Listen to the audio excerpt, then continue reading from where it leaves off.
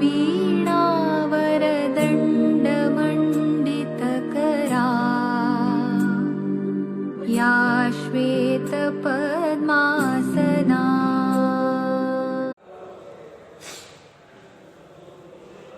નમસ્કાર, આજના આ વિડીયોમાં આપનું હાર્દિક સ્વાગત છે મિત્રો.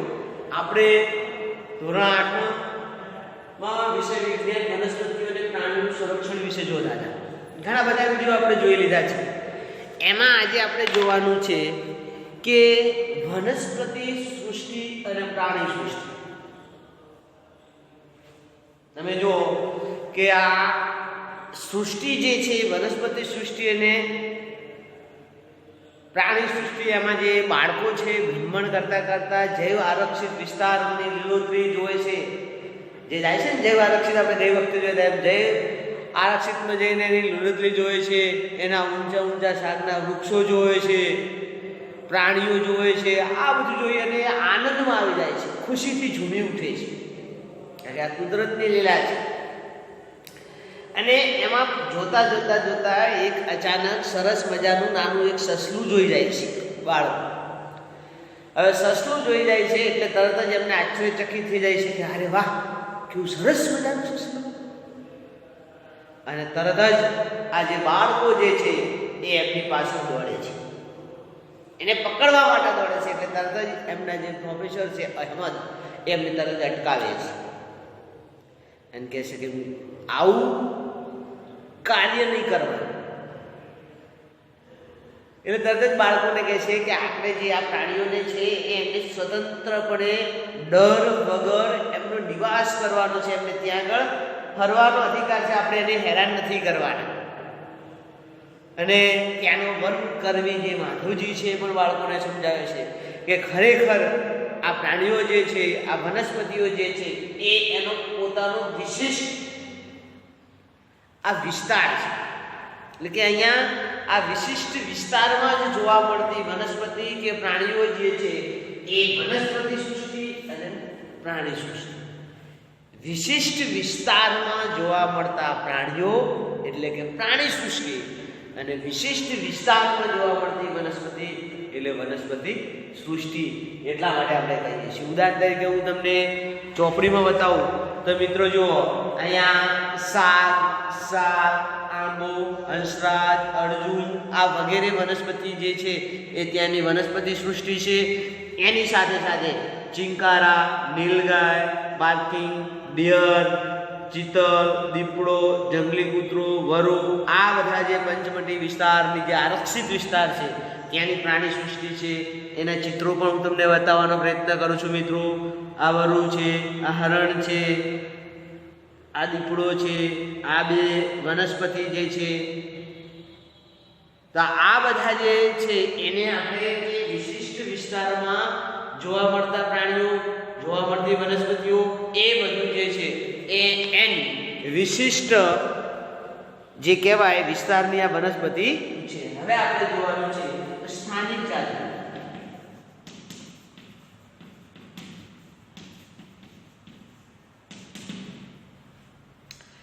બાળકો ઝડપથી શાંતિપૂર્વક ગાઢ જંગલમાં પ્રવેશ કર્યા.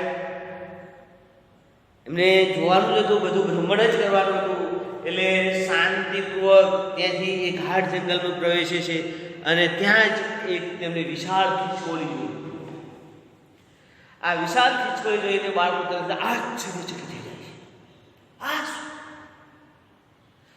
આ ખીચકોલીની પૂંછડી મોટી પીંછાકાર, તેના વિશે જાણવા માટે ખૂબ જ ઉત્સુક હતા. એટલે તરત જ બાળકો જે છે દોડતા દોડતા જઈ અને જે વન કર્મી હોય છે માધવજી જોડે જઈને પૂછે છે ખરેખર આ ખીચકોલી કેમ આવડી મોટી? ત્યારે માધવજી અમને સમજાવે છે કે આ વિશાળ ખીચકોલી જે છે એ આ વિસ્તારની સ્થાનિક જાતિ છે, એ બીજા વિસ્તારમાં જોવા મળતી નથી. એટલા માટે જે કંઈ વિસ્તાર સ્થાનિક હોય, જ્યાં વૃક્ષો સ્થાનિક થતા હોય, ત્યાં સ્થાનિક પ્રજાતિઓ થતી હોય એ બધીને આપણે સ્થાનિક પ્રજાતિઓ કહીશું.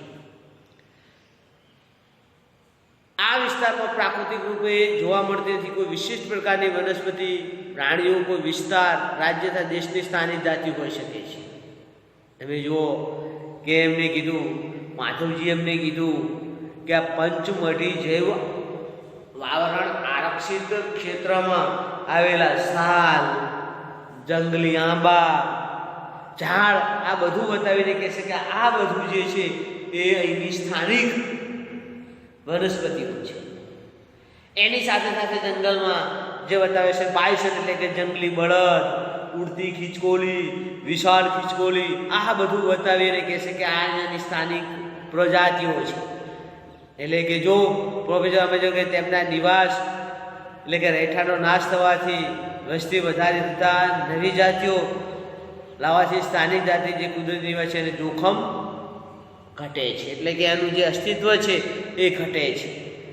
એમાં જે જાતિ જે છે એ સજીવો અને વનસ્પતિઓ એવી છે, એવો સમૂહ છે કે પોતાના એકબીજા સાથે આંતર પ્રજનન કરવા માટે સક્ષમ હોય છે. એનો અર્થ એટલો કે એક જાતિના સભ્યો અન્ય જાતિઓ સિવાય માત્ર ને માત્ર પોતાની જ જાતિના સભ્યો સાથે પ્રજનન ક્ષમતા ધરાવે છે. એ સંતતિનું નિર્માણ કરે છે. તો એ બધી જે છે એ સ્થાનિક જાતિઓ છે. હવે આપણે જોવાનું છે વન્ય પ્રાણી.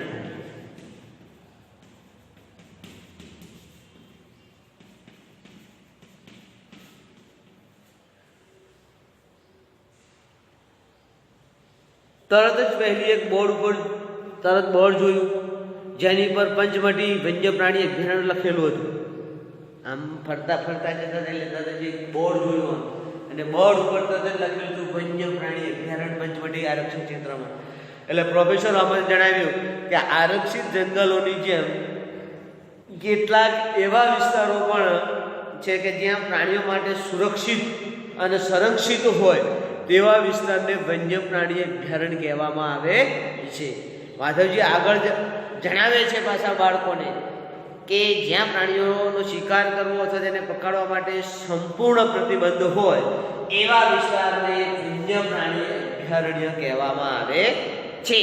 કેટલાક મહત્વપૂર્ણ સંકટમાં મુકાયેલા જંગલી પ્રાણીઓ જેવા કે કાળું હરણ, શ્વેત આંખોવાળું હરણ, હાથી, સોનેરી બિલાડી, ગુલાબી શિયાળ, બતક, ઘડિયાળ, કાદવમાં રહેતો મગર, અજગર, આ બધા પ્રાણીઓને સુરક્ષિત અને સંરક્ષિત કરવા માટે એવું વન પ્રાણી અભયારણ્ય પણ એમને રાખવામાં આવે છે. તો મિત્રો તમારે વિજ્ઞાન નોટમાં વનસ્પતિ સૃષ્ટિ અને પ્રાણી સૃષ્ટિનો વિસ્તૃત નોંધ અને સ્થાનિક જાતિ એની પણ વિશેષતાઓ લખવાની છે અને સાથે સાથે વન્ય પ્રાણી અભયારણ્ય એટલે શું અને એની વિશેષતા, આ ત્રણ પ્રશ્નો જે છે એ તમારે ચોપડીમાં જોઈ સમજી અને એની વિશેષ નોંધ સાથે વિજ્ઞાન નોટમાં લખવાના છે. બસ એ ભારત માતા કી